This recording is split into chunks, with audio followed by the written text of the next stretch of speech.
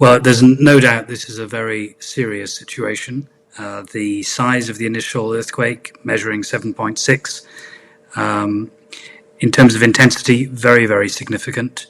And of course, the very early response of the Japanese government announcing through social media, through telephone communications, and through an online press conference by the chief cabinet secretary, a very senior official in the Japanese government, urging all Japanese citizens in the vicinity of the earthquake to evacuate their homes immediately because of a fear of a significant tsunami, is an indication, I think, of the scale of this crisis.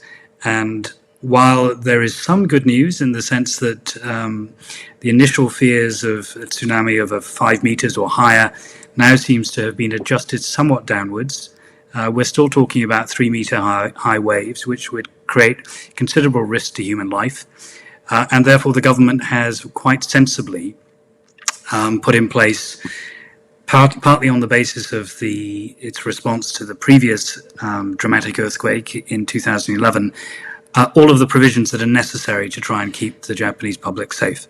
Yeah, I mean, we're seeing some really terrifying pictures on social media of buildings shaking, roads where the tarmac is literally moved into waves, people essentially uncertain what to do to get to safety.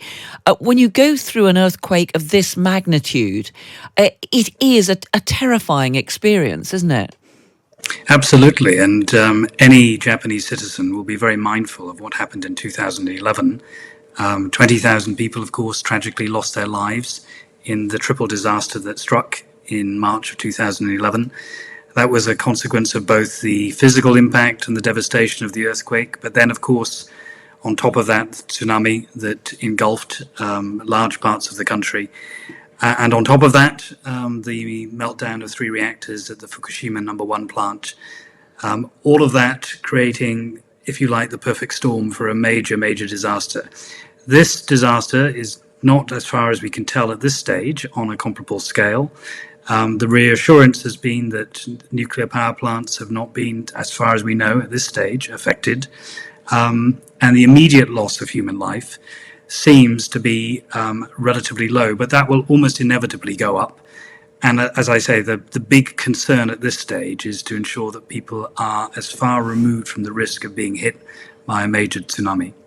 Of course, there will be relief that, at least at the moment, it doesn't appear as though any of those nuclear installations have been badly affected. But what can you tell us about the way that Japan has prepared for something like this since 2011, given, as you talked about, the scale of the damage and the repercussions of those quakes back in 2011?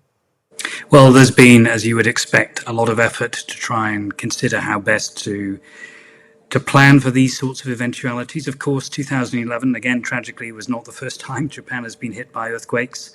There have been other major disasters, perhaps the most striking in 1923, the great Tokyo earthquake, which killed 105,000 people. And then in 1995, in the center of the country, the Hanshin earthquake around the area of Kobe, which killed up to about 5,000 people, slightly more. And then, of course, most dramatically in 2011. So the government has always been taking very seriously the question of how to plan for these eventualities.